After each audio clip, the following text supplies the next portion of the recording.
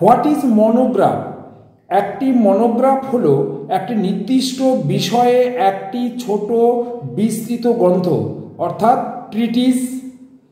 একটি মনোগ্রাফ ও বিস্তৃত গ্রন্থের মূল উদ্দেশ্য একই, কিন্তু তাদের মধ্যে পার্থক্য হলো মনোগ্রাফ একটি সীমিত পরিসরে প্রকাশিত হয়। সাধারণত একটি সিরিজের একটি অংশ হিসাবে মনোগ্রাফ প্রকাশিত হয়।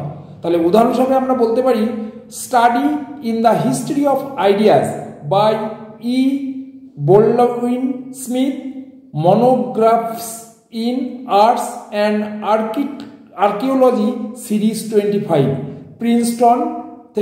প্রিন্সটন NJ নিউ জার্সি থেকে বই। প্লেস অফ পাবলিকেশন হচ্ছে প্রিন্সটন নিউজে, পাবলিশারের নাম প্রিন্সটন ইউনিভার্সিটি প্রেস, 1971 সালে বইটা প্রকাশনা হয়েছে।